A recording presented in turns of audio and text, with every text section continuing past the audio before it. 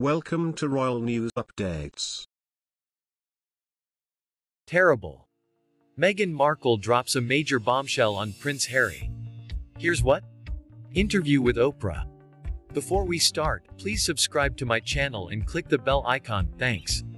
In the early weeks of her crash course on royal life, Meghan Markle learned there were a number of things that she could no longer do: pose for selfies, sign autographs, skip out on pantyhose. But it was what she couldn't say that felt truly restrictive. Unable to appear as if they were influencing public policy in the slightest, those near the top of the hierarchy understand that they must muzzle themselves on a whole host of hot-button topics, with Prince Harry even admitting he hadn't cast a ballot in his entire life. But when the Duke and the Duchess of Sussex gave notice, the realization that she could ditch that stiff upper lip was incredibly freeing. "It's something I look forward to being a part of," she told Emily Ramshaw, co-founder of the 19th, of weighing in on things like social justice reform. "And being part of using my voice in a way that I haven't been able to of late. Like, really use her voice." Sitting down with Montecito neighbor Oprah Winfrey for their much-hyped March 7 interview, Meghan and Harry took full advantage of their new freedom, going there on topics ranging from why Archie Harrison wasn't give a title to what the firm played in perpetuating falsehoods about us. As Meghan put it, "I'm ready to talk." And with the couple formerly known as His and Her Royal Highness giving such a revealing look at their lives, there is truly no time to keep calm. We've dissected every last second of Oprah with Meghan and Harry, a CBS primetime special, and rounded up the most fascinating bits and bobs. Grab yourself a cup of tea because the Duke and Duchess are spilling all. Meghan didn't really know what she was in for, TBH. While Meghan admitted that she was, of course, aware of the royal family, she wasn't exactly well studied on the monarchy, and even after meeting Harry she was never tempted to go down a Google rabbit hole. "I've never looked up my husband online," she insisted. "I just didn't feel a need to, because everything that I needed to know, he was sharing with me. Right? Or everything we thought I needed to know, he was telling me."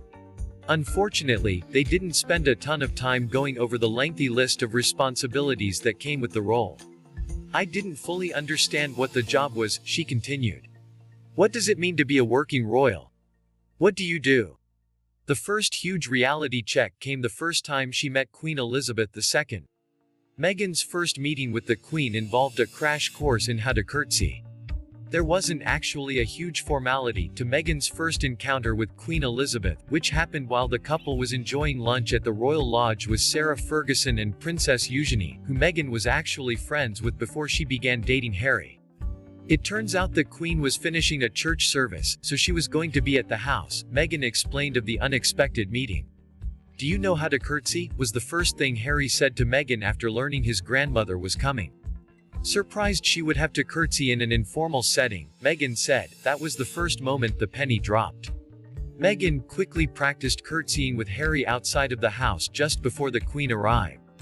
"We went in and we met her, and apparently I did a very deep curtsy and I don't remember it," Meghan shared. "We sat there and we chatted and it was lovely and it was easy. We didn't actually see them become husband and wife. Surprise. 3 days before their over-the-top May 19, 2018 wedding, we got married," Meghan revealed to Oprah. "As fun as it is to plan palace vows with a limitless budget, a Givenchy gown and an actual tiara, the spouses-to-be were looking for a touch of intimacy. We called the Archbishop, and we just said, 'Look, this spectacle is for the world, but we want our union between us,'" she said. And though the Sussexes have quite the amazing set of wedding photos, their most prized memento from their nuptials is a simple piece of paper. Shared Meghan, "The vows that we have framed in our room are just the two of us in our backyard with the Archbishop of Canterbury." Added Harry, "Just the three of us." There were issues with her and Kate. While reports circulated that Meghan had made her sister-in-law Kate Middleton cry in the days before her 2018 wedding, Meghan revealed the reverse happened. Continued Meghan, "I don't say that to be disparaging to anyone, because it was a really hard, and she was upset about something and she owned it and she apologized and sent flowers and a note, apologizing. And she did what I would do if I knew that I hurt someone, right, to just take accountability for it." When Oprah pressed Meghan about what the issue was, Meghan was vague, but confirmed it had to do with the Flower Girls dresses.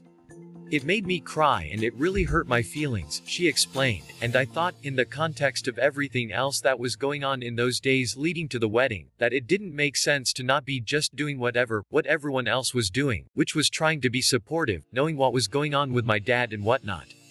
Stressing that it wasn't a confrontation and that Kate had apologized and I've forgiven her, Meghan said what was hard for her to get over was the reverse of what actually happened being circulated by the media more than 6 months after the wedding. Meghan was upset Kate wasn't allowed to negate the story. They wouldn't let her, because she's a good person, she said. And I think so much of what I have seen play out is this idea of polarity, where if you love me, you don't have to hate her. And if you love her, you don't need to hate me. Meghan felt both silenced and unprotected. Despite having been quite the independent working woman before entering the firm, Meghan insisted she was a dutiful rule follower. Among the musts, letting everyone in her life know that the only response to the media was a polite no comment. Said Meghan, I did anything they told me to do. Of course I did, because it was also through the lens of, and we'll protect you. So, even as things started to roll out in the media that I didn't see, but my friends would call me and say, Meg, this is really bad, because I didn't see it, I'd go, don't worry. I'm being protected. But after the intensity of planning one of the world's most highly dissected wedding, everything started to worsen, she revealed. I came to understand that not only was I not being protected, but that they were willing to lie to protect other members of the family, but they weren't willing to tell the truth to protect me and my husband. For the newly minted Duchess, a big turning point were the erroneous reports that came out about her fight with the Duchess of Cambridge. The narrative about, making Kate cry I think was the beginning of a real character assassination, she said. And they knew it wasn't true. And I thought, well, if they're not going to kill things like that, then what are we going to do? There were conversations about Archie's skin color. After Archie's May 2019 birth, much was made over the decision to not give him a royal title. It turns out his parents did not have any part in that choice. Even more shocking, Meghan speculated that his race may have played a factor. In those months when I was pregnant, all around this same time, so we have in tandem the conversation of he won't be given security, he's not going to be given a title, and also concerns and conversations about how dark his skin might be when he's born. This, of course, stopped Oprah in her tracks, immediately asking for clarification, with Meghan going on to say Harry had several conversations with family members about, in Oprah's words, how dark Archie would be.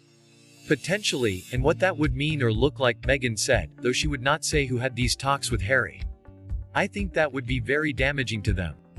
Regarding the conversations, which Meghan was not part of, Oprah asked, because they were concerned that if he were too brown, that would be a problem? Are you saying that?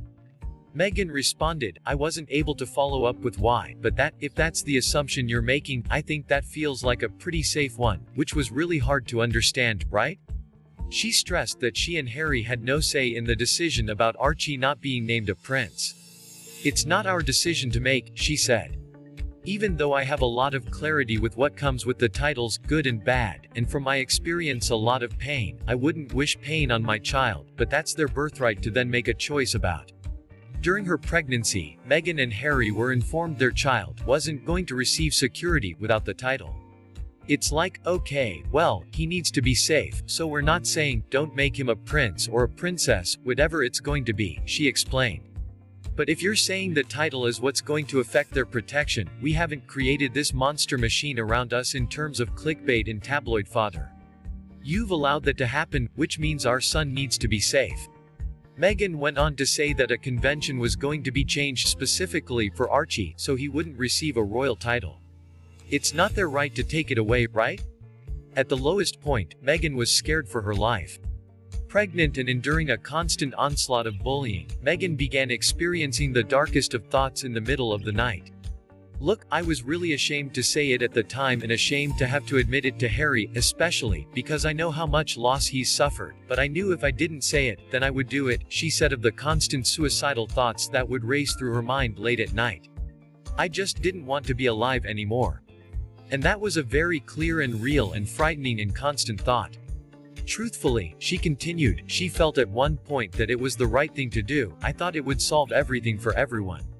Terrified, she confessed her worries to her husband. I remember how he just cradled me, and then the senior-most person on her team. Her request to seek professional health was rebuffed due to optics. I went to the institution, and I said that I needed to go somewhere to get help, she shared. I said that, I've never felt this way before, and I need to go somewhere. And I was told that I couldn't, that it wouldn't be good for the institution.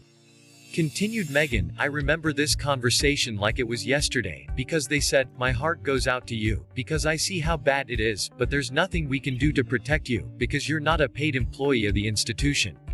Instead, the next day, she slipped on a fitted sequin Roland Moret and attended a charity gala putting on the bravest of faces. You have no idea what's going on for someone behind closed doors, she told Oprah. You have no idea. Even the people that smile the biggest smiles and shine the brightest lights. She's not really bracing for palace backlash. I wasn't planning to say anything shocking, Meghan admitted partway through an interview filled with jaw-dropping moments. I'm just telling you what happened. It's been a lot. One woman's truth is another's revelation, which is how Oprah felt toward the end of her sit-down with Meghan before Harry joined in, their solo chat ending with Oprah asking Meghan how she believed the palace would react to what was said during their interview and if she was fearful of any backlash. I'm not going to live my life in fear, Meghan responded. So much of it is said with an understanding of just truth. Then she dropped that massive tease from an early clip that was released ahead of the special. But I think to answer your question, I don't know how they could expect that after all of this time, we could still just be silent if there is an active role the firm is playing in perpetuating falsehoods about us, she said. If that comes with risk of losing thing, there's been a lot that's been lost already. I grieve a lot. I lost my father, I lost a baby, I nearly lost my name. I mean, there's the loss of identity, but I'm still standing. My hope for people in the takeaway from this is to know there is another side, to know that life is worth living. Though they chose not to find out Archie's sex ahead of time, they do know that he'll become big brother to a sister this summer. Knowing he'll have both a son and a daughter, Harry told Oprah he's feeling amazing. Just grateful, like to have any child, any one or any two would have been amazing. But to have a boy and then a girl, what more can you ask for? Nothing, really, which is why the pair aren't trying to add any more tiny Sussexes. We've got our family, said Harry. We've got, the four of us and our two dogs, and it's great. Added Meghan, too is it? The parallels to what Princess Diana experienced were terrifying. Having watched the scrutiny his mom endured before her horrifying death, Harry was particularly affected watching his wife go through the same thing. My biggest concern was history repeating itself, and I've said that before on numerous occasions, very publicly, he told Oprah of Princess Diana's struggles and untimely death. And what I was seeing was history repeating itself, but more, perhaps, or definitely far more dangerous, because then you add race in and you add social media in. With everything they know now decades later, he was horrified that their calls for help went unanswered. When you can see something happening in the same kind of way, anybody would ask for help, he said. Ask the system of which you are a part of, especially when you know there's a relationship there, that they could help and share some truth or call the dogs off, whatever you want to call it. Instead, he continued, they received no help and were told continuously, this is how it is. This is just how it is. We've all been through it. Here's the truth about Megxit. No, Harry did not blindside his grandmother when he and Meghan announced they were stepping down as members of the royal family. I would never blindside my grandmother, Harry said. I have too much respect for her. And the reasoning behind their decision to leave the royal family, Harry simply said, lack of support and lack of understanding. Oprah followed up, asking if that meant from the institution or the British press, with Harry clarifying, it was both. Harry said his father stopped taking my calls. While discussing their decision to step back, Harry casually dropped the revelation that he and Prince Charles weren't on speaking terms for a lengthy spell. He asked me to put it in writing, Harry said of Charles's reaction to his request to give up his position as a senior member of the family. I put all the specifics in there, even the fact that we were planning on putting the announcement out on the 7th of January. And that was when Charles stopped answering Harry's phone calls, he shared. When asked why his father was no longer speaking to him, Harry explained, because by that point, I took matters into my own hands. It was like, I need to do this for my family. This is not a surprise to anybody. It's really sad that it's gotten to this point, but I've got to do something for my own mental health, my wife's, and for Archie's as well, because I could see where this was headed. Now, he said, there's a lot to work through there. I feel really let down because he's been through something similar. He knows what pain feels like, and Archie's his grandson. Still, he continued, at the same time, of course, I will always love him. But there's a lot of hurt that's happened, and I will continue to make it one of my priorities to heal that relationship. But they only know what they know. Harry was ashamed, to be honest, with his family. Meghan's tearful mid-tour confession about just how much she was struggling really did come as a shock to Prince William and the rest of the family, with Harry admitting he didn't tell them about her cry for help. That's just not a conversation that would be had, he told Oprah when she asked if he'd told them about her wanting to seek treatment. I guess I was ashamed of admitting it to them. As hard as life in the firm can be, he continued, he wasn't sure if they'd get it. I don't know whether they've had the same feelings or thoughts, he said. I have no idea. And it's a very trapping environment that a lot of them are stuck in.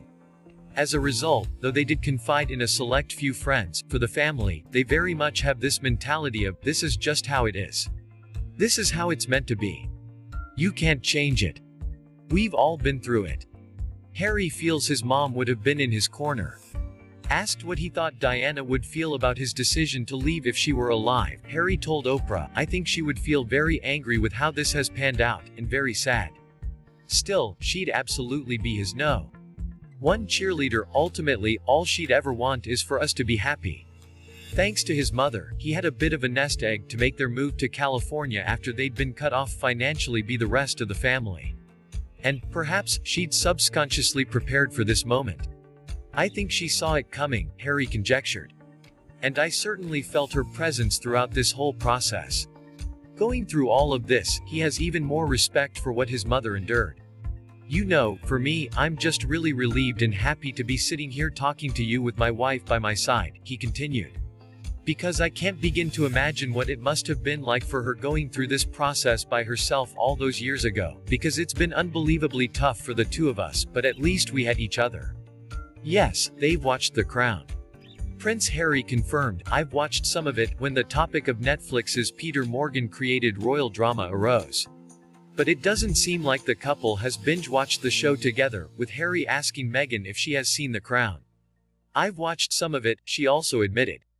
The hit series came up after Oprah said Harry's recounting of the couple's 2018 tours of Australia and the South Pacific reminded her of the show's depiction of Charles and Diana's infamous Australian visit in season 4. Look, I just wish that we would all learn from the past, Harry said of the comparison. Prince Charles and Prince William are trapped.